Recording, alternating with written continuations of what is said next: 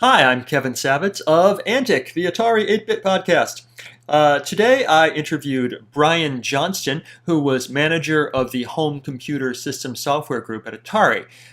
He worked on projects including DOS 3 at Atari. He worked there from 1978 through 1982. Then he moved to Fox Video Games, where he programmed some games for the Atari 2600. This interview took place on August 4th, 2016. This is Antic is an audio podcast, which you can find at ataripodcast.com. I'm experimenting with doing videos of the interviews and putting them here, so you can enjoy them in audio or in video form. So here is Brian Johnston. I started off in life as a physicist and moved to California looking for work and got a job here in the Bay Area in superconductivity and worked in that company for a couple of years. And while I was there, met an engineer friend that I have become lifelong friends with, a man named Terry Fowler.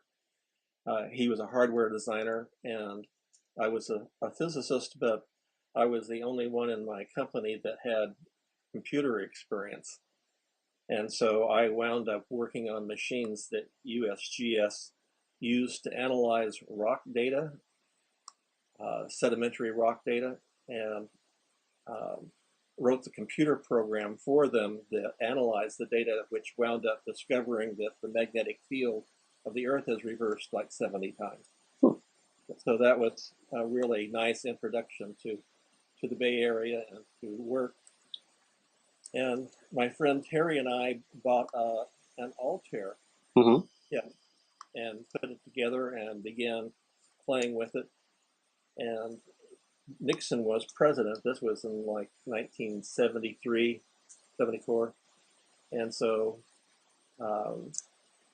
government money sort of dried up for basic physics research. And Terry was laid off first, and he went to work for a video game company called Major Manufacturers.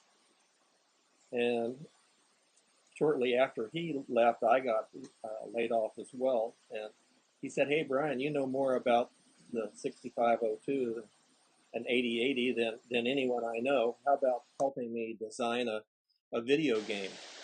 And I thought, well, that'd be fun. Nice. So I joined him at this company called Major Manufacturers, and we started working. And at that time, there was almost no development tools, but we used the Altair as our base machine and built boards for it and wrote software that allowed me to upload and download my work to a paper tape punch. And then we got in contact with a guy, a CDC guy that worked on the Star computer, who was looking for work. And he suggested that we write a game language for our first. He wanted to help us with. So his name was Sam Holland, and he was also a very intelligent guy. And so we effectively ripped off a game called Biplane and produced a computerized version of it, which I think was the first commercially sold video game in the United States. Wow. This was a few years ago, like 76, something like that. So we worked very hard, got it, used an emulator, an 8080 emulator by Ramtech that enabled us to do stop the program in the single step through instructions, which helped a great deal. But that game was released, but we didn't have money to produce it. So we sold all the boards to a company in Florida called Allied Leisure, who then stiffed us and didn't send us any money. So we delivered something like 300 games to them that they sold, and we never recovered anything. But that was Wow. my introduction to video game design. Huh. Now this was to be an arcade game? Yeah, it was an arcade game. It was like you would see in a pizza parlor, Right. sort of thing. The original game was called Biplane by, I think it was Fun and Games over in Oakland. Hmm. So that was how I got into the business, and from there, I basically wound up through Sam Holland. He was consulting for Atari and started his own company. And from working with Sam, then I got into Atari. And this was like early 1978, just before Bushnell left. Mm-hmm. And I was working on 4-bit microcomputer games, doing things like a dart game and football, and there were a number of other things that we were able to simulate using LEDs. And this was using the 6502, but basically 6502s were in short supply at that time, and so although I still have some of the original 4-bit games, they were never mass produced. There just weren't enough processors. But that got me into Atari. So that was sort of my introduction, and from there I was in the 4-bit microprocessor business for about a year, and then I moved over to the consumer division of Atari and started working on the home computer with the home computer group. I did some game transfers from cartridges. I did a standalone chess game that had its own board that you would, using a cartridge game that had been designed by another engineer as the background. That was one of my first projects. And then several more. I was very interested in the home computer group because their 400 and 800 had just come out, and it was just a wonderful game platform that I could not imagine them not producing games. And so I was working in that area, but I became close to a manager of the system software group. And when he retired, he lobbied for me to take over that job. So you may remember in talking to Paul Lawton that I was manager of the home computer system software group, and probably my greatest accomplishment there was to hire in Paul, who I had known because he had married my first wife. Oh. Okay. So I had an in to acquiring some talent, and then also there were some other people that I had worked with at other companies. A guy named Jeff McKenna, and who was also from CDC, and Sam Holland was from CDC, and during my tenure as system software supervisor, we largely, unfortunately, without any marketing input, decided that what Atari really needed was a good disk operating system. And so we started a project called DOS3, which we worked on for a couple of years, but I don't believe it ever came to anything because marketing never really got behind us or supported us. But it was an interesting time. So there was something called DOS 3 release. Was that something different than what you worked on, or was that your? No, that was ours. But I had left by the time that it probably got released, so I wasn't sure exactly what happened to it. It was widely panned as terrible and not quite compatible with DOS 2, and well, yeah, no, it was different. It was they were trying to bring Atari into the computer age, and and to give it a lot more flexibility. So it was not something that home brewers were probably that happy with. It would take some learning. It did for me too. But anyway, that was my experience at Atari. I well, as system software anyway. And like I said, I think getting Paul into the group and the people I hired was a major contribution to the company. But we always had problems with marketing, not giving us any direction, and that was a difficult time. Although getting away from the experience with Atari briefly, then I went to Fox Video. I was one of the first programmers there. Worked on VCS games. So while I was at Atari,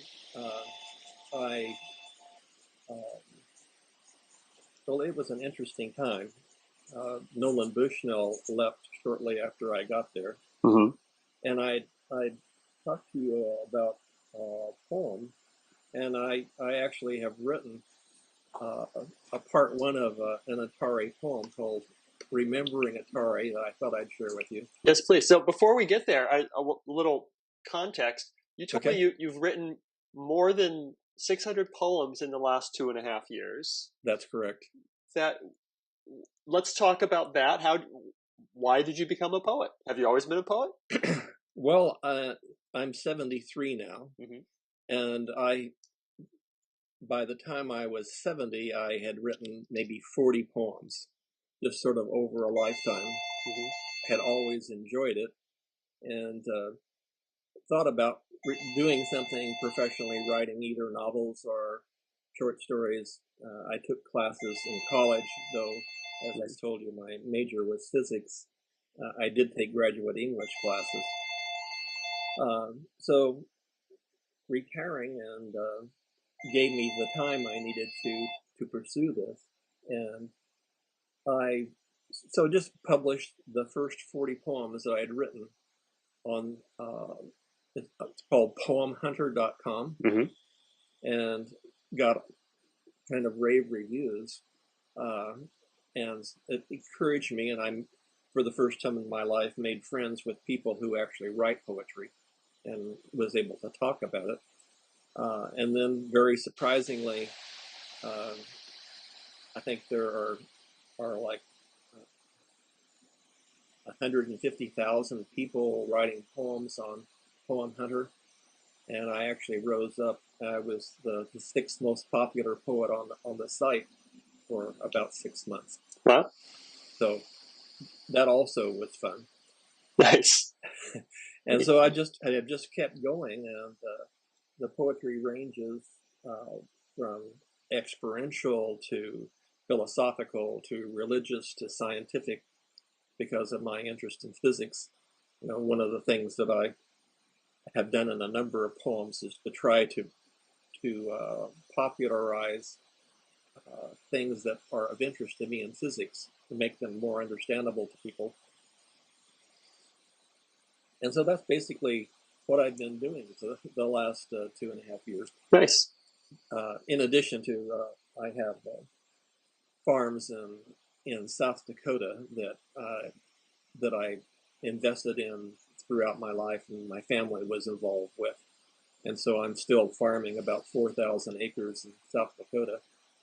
And I go out there. I just got back, actually, from a wheat harvest. So I've been gone for the last month doing that. But so that's kind of how poetry happened. Nice. Do you want to read me your poem about Atari? Sure.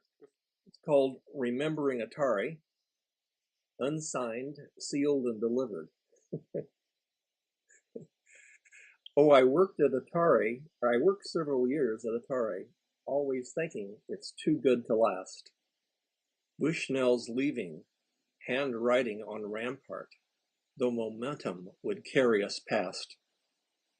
Nolan's vision was not all that perfect, ECS up to roof day I joined. But then critical mass was accomplished. Nolan screwed, and Atari purloined. Nolan's loss viewed by most as quite tragic, but the bean counters quickly took charge. And though remnants remained of old culture, new unfortunate seeds bloomed quite large. Like one time at a company picnic with a beautiful girl by my side, Ray Kassar introduced himself firmly, and he wanted to give me a ride.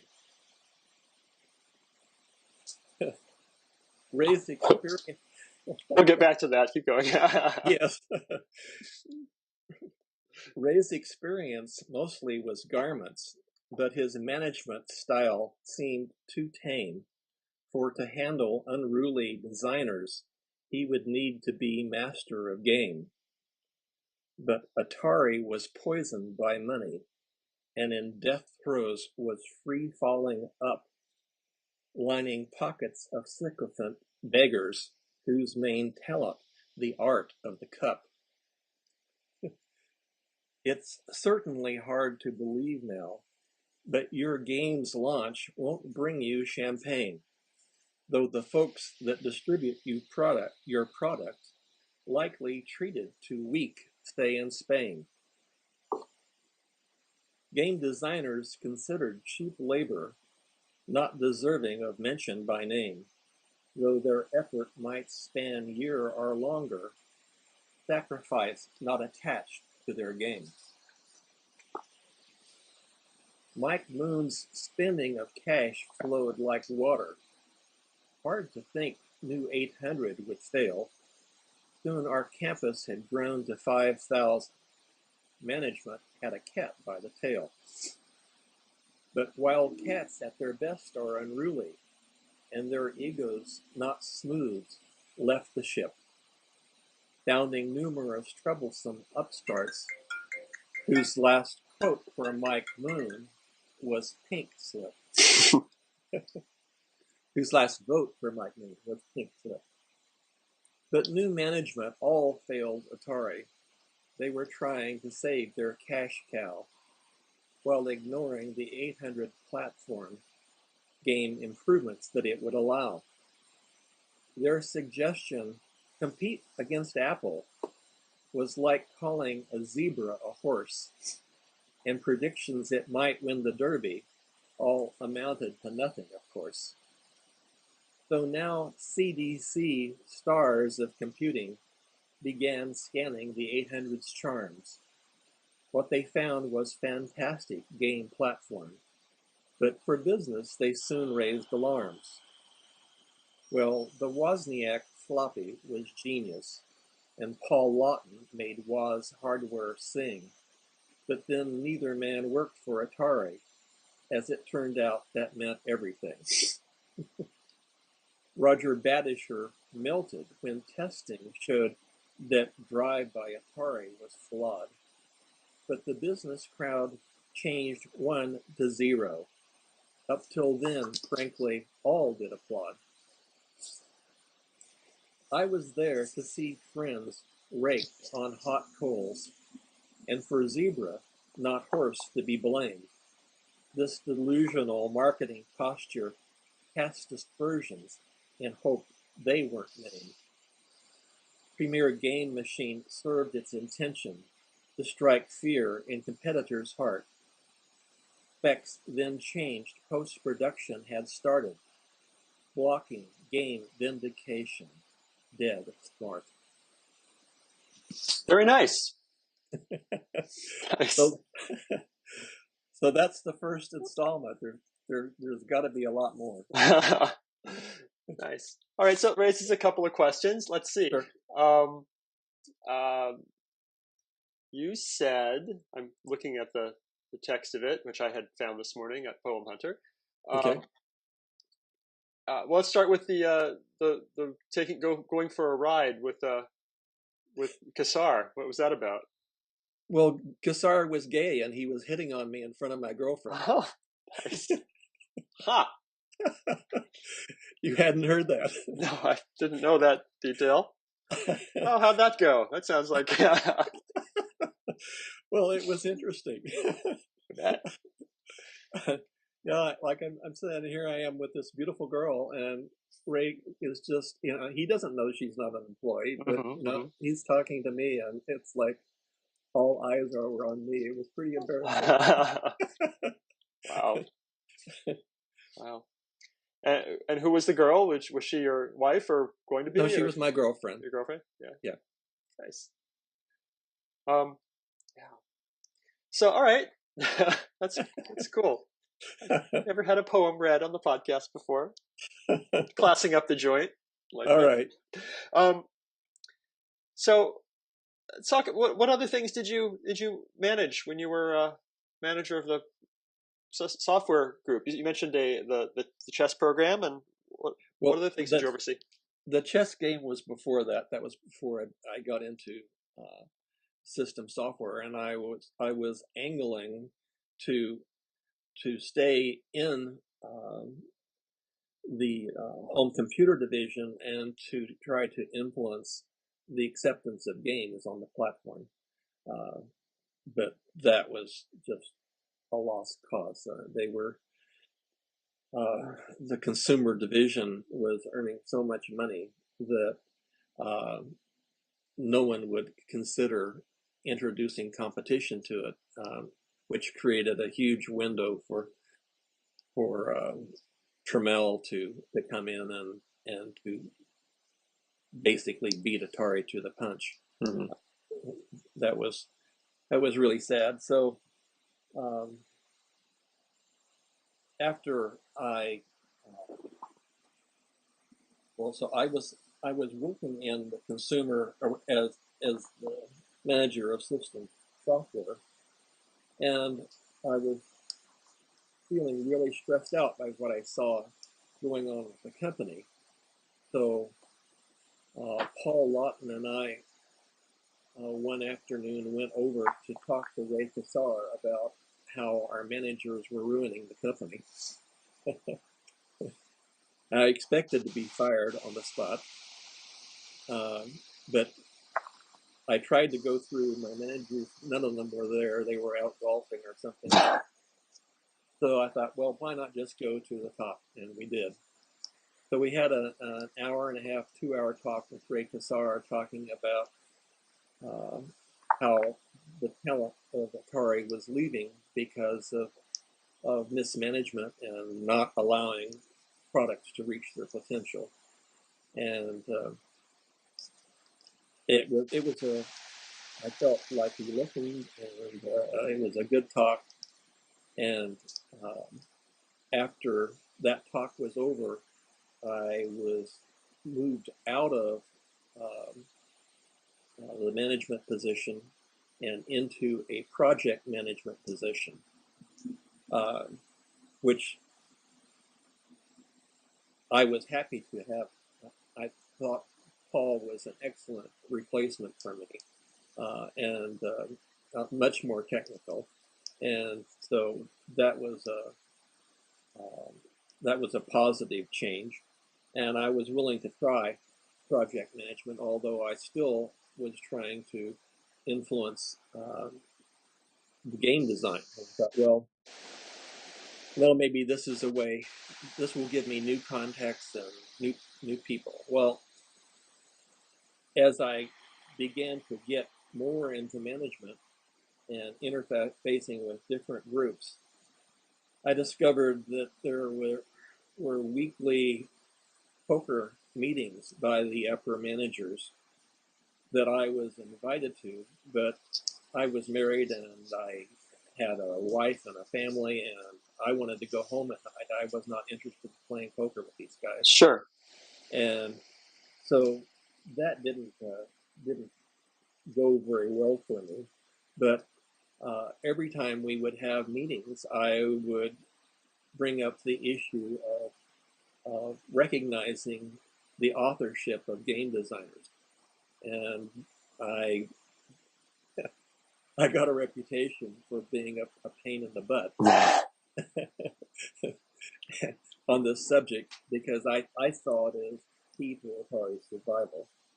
that we had to make our programmers happy, and we had to allow engineers to work with the products that we had. But as time went on, and I saw that I was not making any headway, even though they would have liked to have fired me, but they couldn't because I was protected by Ray Kassar.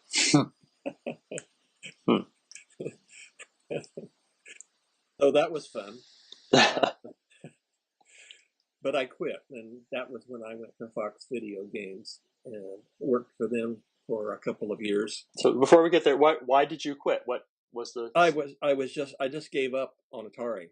I gave up on management ever listening to or caring about its employees. They just, like I said, money poisoned the system, and no one cared about the people who were actually doing the work. I had one upper manager actually say to me, well, how are we to know that the package is not what sells the game? I mean, why should game designers be paid more than package designers? Because it's the product? Well, that was sort of my take on it. Yeah. And another time when I was actually working as systems software, I had the experience of distributing bonus money to people in the group. Mm-hmm. And there was a guy named Mike Lorenzen who had written a software editor, an assembly language editor Mm-hmm. for the Atari on his own, just out of his own interest, called mEdit. Mm-hmm. Have you heard of mEdit before? I've heard of it. Yeah. Yeah. So anyway, I was in the meeting when mEdit was canceled, and I fought for it with saying, this is a vital product, and they said, well, it was never approved by marketing. We're not going to support it. And I said, that's crazy. And so I gave most of the money that year for bonuses to the guy that wrote the program. That was because he'd done such a great job. It was a real help. But years later, I ran into Bruce Irvine, who was the software VP. And I said, those were difficult times, Bruce. What could I have done to have been a better employee? And he said, well, Brian, he said, you never told me I couldn't do something.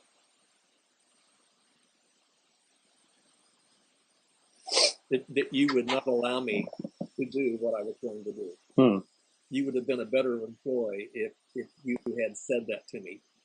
Said no sometimes.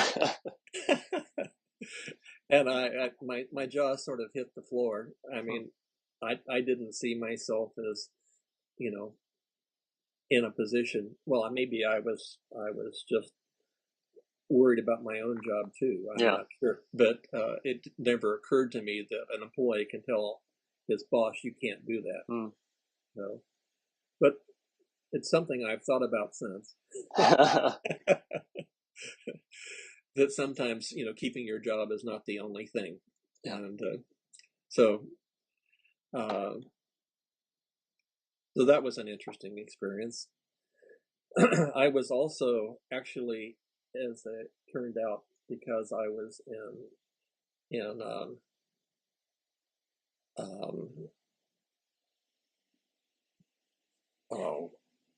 project management. Mm-hmm. I was actually in the meeting where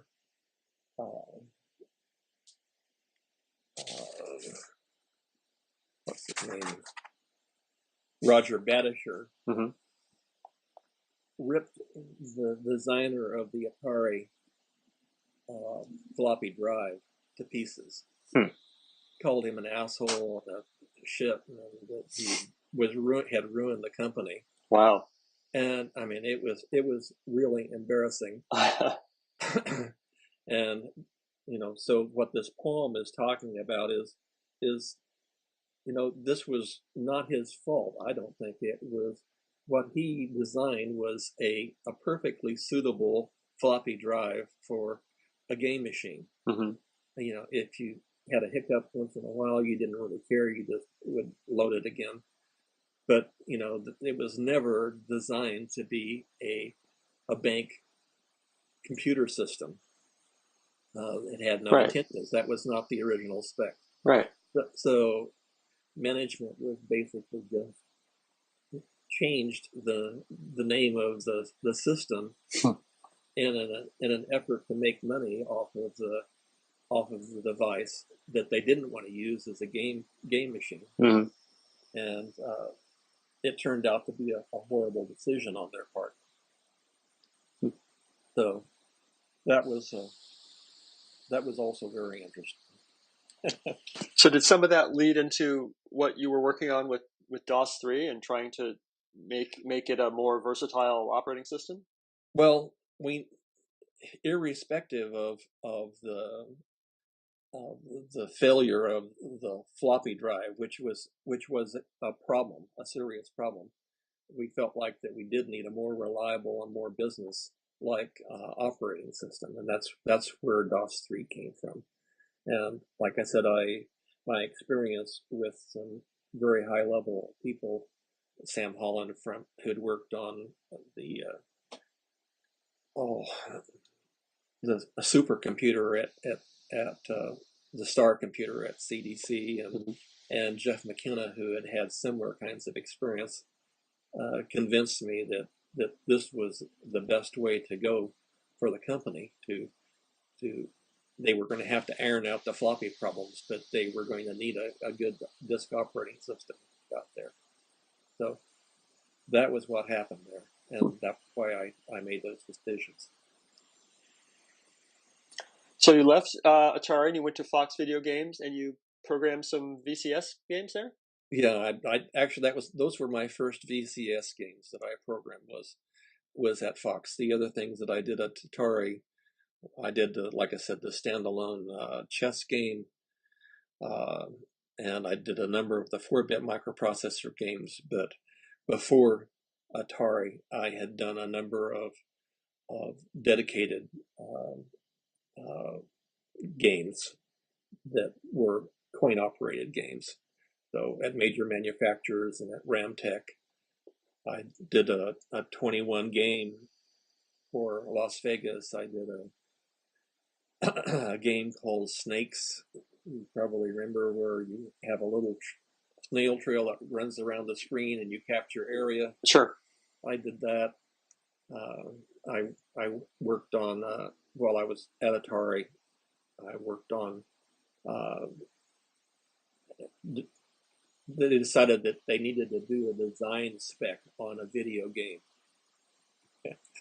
And so they wanted to do, I helped the guys work on a design spec for Centipede that had never been done before, that something had been laid out in that detail. And it seemed crazy to me at the time, and it still does, but so much of what happens in the video games is serendipitous. For example, I don't know whether you know how when you play Centipede, you as you get further into the game, you begin having these fleas drop at a very rapid pace. Yes. Well, it's because you're shooting bullets, and the bullets hit the flea as they originate, and they causes them to drop. It's not something that was planned by the designer as a difficulty-enhancing feature. And in the game Biplane, that was the first game I worked on, there you had a screen with two planes originating in opposite corners of the screen. You take off. You had to take off properly, or you'd crash. You take off, and then you'd do an aerial dogfight. And if you were shot down, a parachute would drop to the ground, and so you would accumulate points like that. But it turned out that if you were clever, you could arrange your killing the guy to coincide with coming into on a glide point to where he would originate, and we called that the hammer. And you would blow him up 30 or 40 times before he would pull up, and he would get out of your bullets. So there's a lot of stuff that happens in video games like that.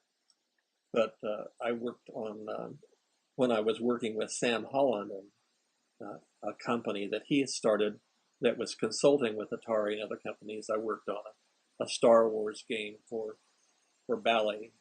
And what else did I do? I think the last game I worked on at Fox Video was a MASH game, a BCS game. So there were a number of games that I managed to get out in my. I think I was in the video game business about 15 years. Wow. And then when I left Fox Video, a former vice president of Atari, Steve Bristow, was a hardware engineer that I had become friends with. And he and I joined a company called Technicom on the East Coast that designed business telephone systems. And during the next 4 years, I wrote they had a TTL version of their KSU that they wanted to convert to microprocessors so they could add features more easily. And we designed and built that for him. I was the lead programmer. And during 4 years, I wrote 40,000 lines of assembly language code. Wow. And it was the most successful phone system in the United States. They sold over 1 million KSUs. Wow.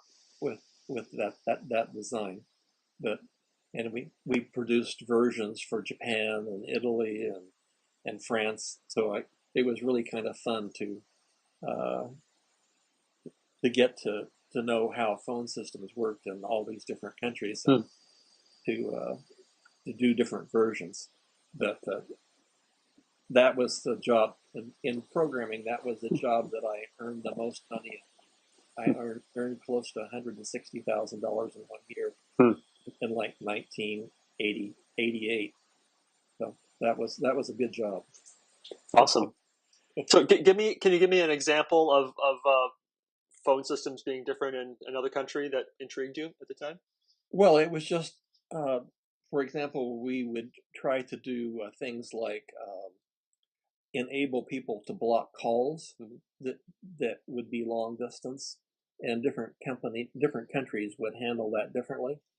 So you would have to learn and think about ways of blocking calls, so that they could just call inside the building, or they could call in the local area, and it would be significantly different how that was handled. How did programming the VCS in machine code? I understand that was difficult. How did that make you feel?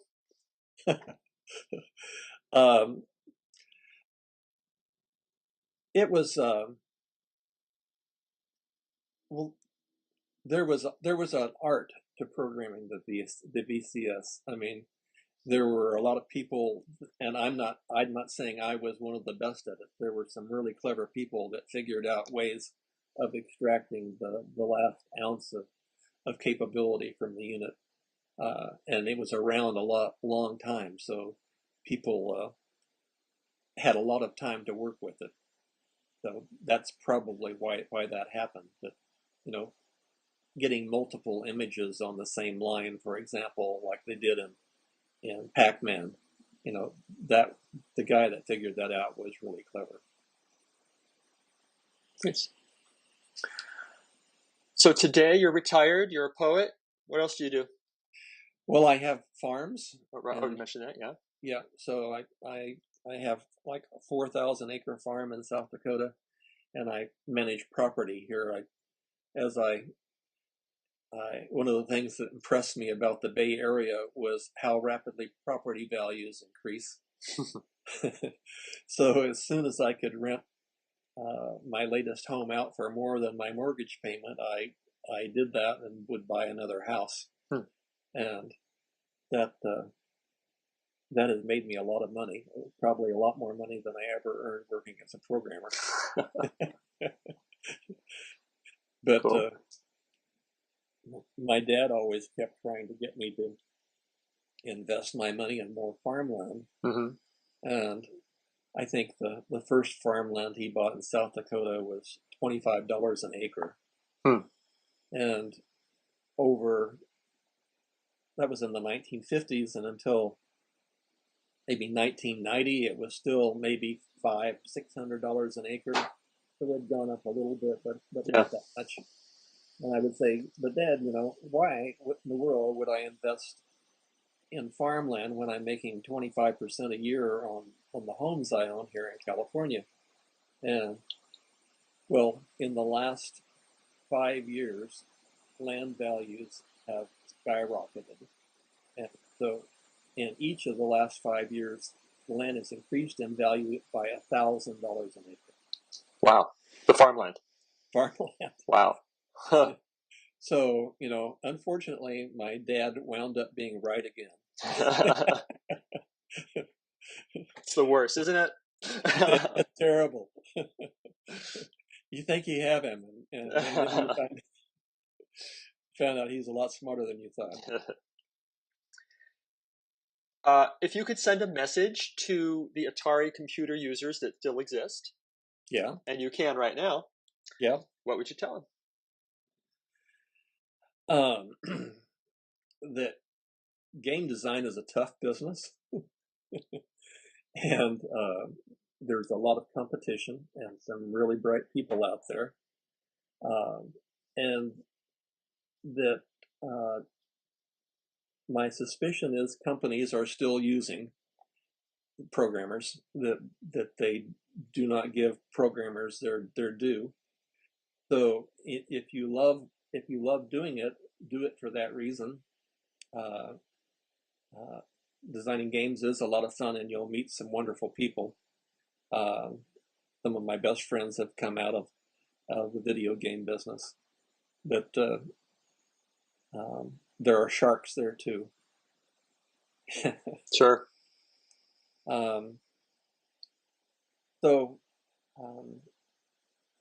The sad thing for me about video game design, and I was there to experience this happening, was that it has gone to more and more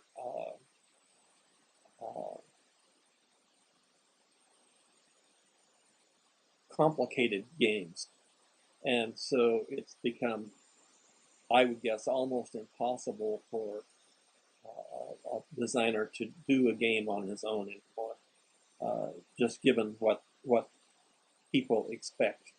Mm-hmm. And that's sad, because when I started doing video games, I did everything. I did the sounds, I did the video, I did the graphics, I did the gameplay, and no one told me anything. It was just like, if you make this work, you have a job. If you don't, you better try something else. Right. But it was a wonderful time, and I'm really glad that I was born when I was born. Awesome. I think I have what I need. Thank you very much. All right, you're welcome.